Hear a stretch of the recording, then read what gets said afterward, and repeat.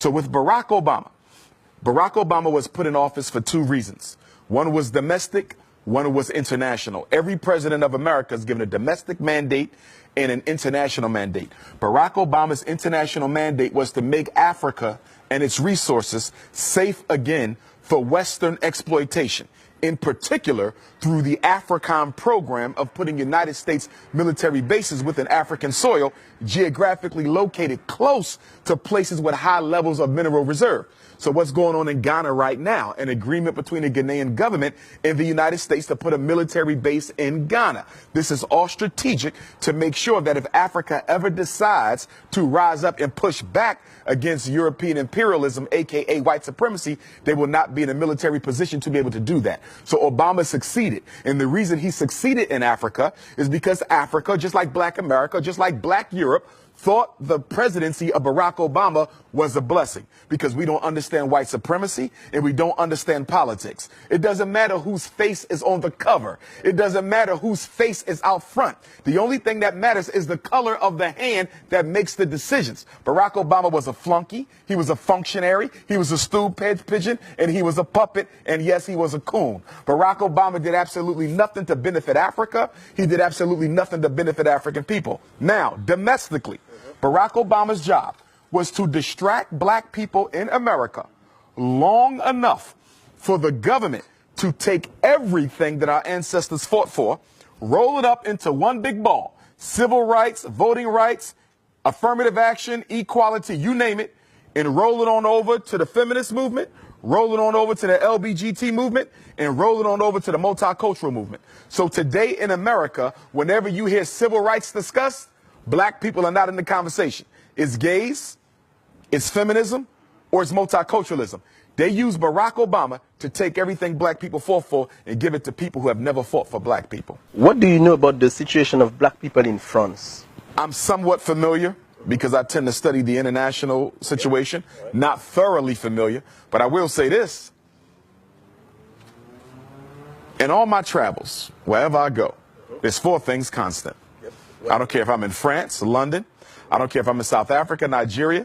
I don't care if I'm in Holland, Austria, Jamaica, Turks and Caicos, Canada, LA, Houston. On the planet, there's four constants for African people. Number one, we're worshiping a white Jesus. I don't care where you go. Black people in love with a white Christ. That's number one. Number two, you have mass incarceration of Black males at a rate 4 or 5 times their percentage of the population in that particular state. Number three, you have miseducation of Black children. You have the over-identification of Black children in classifications of mental retardation, ADHD, learning disabled. You have record numbers of single Black mothers raising our children on their own, okay? And then on top of that, you also have a Black economy, which is totally dominated by people who do not look like us. I don't care where you go on the planet, Black people are not in control of their economy. Your rice, your bread, your milk, your sneakers, your hats, your clothing, your transportation, your electronics, everything you buy is being sold to you by somebody who don't look like you, but more importantly, don't care about you. What would be the solutions? Because, you know, this is a statement, but now what could be the solutions? Solutions are simple. And the solution hasn't changed since Marcus Garvey articulated it over 100 years ago. And the solution is independence in all areas of human endeavor. The solution for African people is no different than the solution for Chinese people. The solution for African people is no different than the solution for the French people. It's the same. It's no secret. It's not hidden under a rock. We have to do what everyone else has done, and as build ourselves up independently, economically, educationally, spiritually, socially, politically. We must become a power base, which we are not, as we are today, with all of our doctors, with all of our college-educated folks, with all of our Black capitalistic business owners who are only looking to get rich themselves but do nothing to raise the general economic condition of Black people. We are still a race of dependence.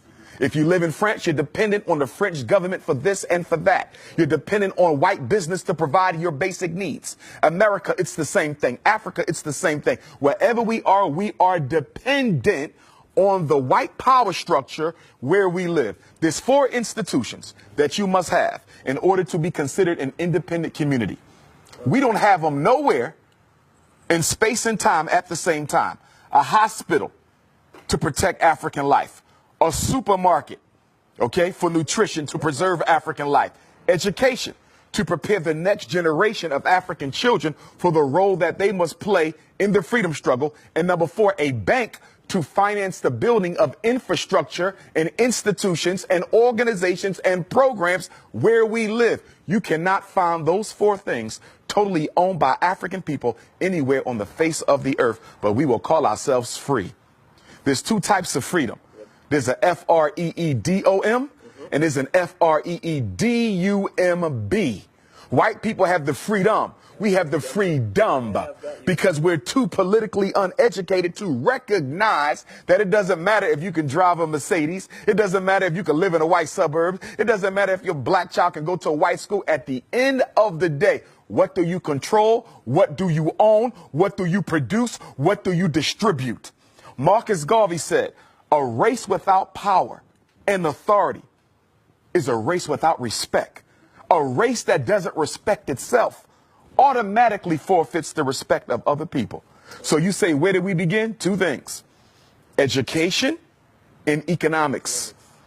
It's going to be hard to break the psychological chains of slavery as long as just about everyone in this room went to a white school to get their education, a white public school to get that education. And what is the function of public education? Whether it's UK, France, Austria, Germany, USA, it doesn't matter. The purpose of education for African children in a European context is to teach the African child that you are second place, and that is where you will always stay. And the only way you can rise above it is if we give you permission to rise above it. The education system's job is to make sure black children never come to believe that they have a right to replace the white boy being in control. That was the next question I was going to ask you, because, you know, when we speak about African Americans, do you think that African Americans are truly and deeply aware of their African roots? Well, I don't think that's a question just for African Americans. I think that's a question for Africans anywhere. Yeah, of course, but I'm speaking about this because you are from the United States, so of course. Right, but I want to Pan-Africanize the question, though. Okay, all right. So because whether you're dealing with France, whether you're dealing with UK, whether you're dealing with Black America, okay? So globally, yeah. Globally, it's no different. Canada, it's no different. So do you think that Afro-descendants are really aware of their African roots? I think that we are aware of the roots, but we are in denial of the roots, okay? This is why black women spend billions of dollars on perm, weave, blonde hair, green eyes, blue eyes. This is why educated black men, I don't care if they live in Paris, I don't care if they're in Austria, Holland, UK, Canada, US, or South Africa. Educated black men marry outside of their race more than the men of any other race put together because you hate yourself. And the reason why we do this is we actually think we can convince white people if we act white enough to accept us, because we don't understand white supremacy and we don't understand eugenics. Eugenics is the science of exterminating the African DNA. It don't matter if you're light skinned with green eyes, you still African. It don't matter if you're blue, black, purple with nappy hair, you still African. It don't matter if you in Paris speaking French or the US speaking English. At the end of the day, you carry the gene of Africa. And that gene of Africa is the most powerful DNA on earth. We are the only people who can reproduce ourselves in every other group. I can make a baby with a Chinese woman, it's an African baby. I can make a baby with a French woman, it's an African baby. An Arab, an East Indian, a Native American, it's an African baby. You understand? The white man cannot reproduce himself in any other woman but one who looks like him, because he's genetically recessive. I'm genetically dominant, and that's why he must eliminate me. Because in the natural order of things, if I do absolutely nothing, we can literally predict the date where he will no longer exist. So he has to make a decision. He either has to get rid of me first before nature gets rid of him. So speaking about this, what is your feeling about interracial marriage? I don't support it. Why? I have nothing against white women or Chinese women or Arab women or East Indian women, but the black man belongs with the black woman. The first institution that has to be built is the black family. If you don't save that, you save nothing else. If you don't build that, you build nothing else.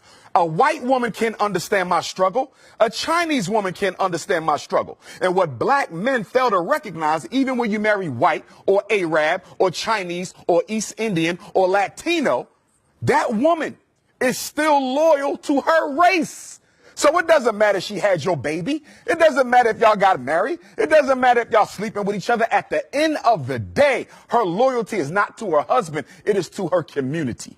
And at any moment that that community calls on her to do a job, she will do it. So even though you're laying on top of her, she's still in charge of you.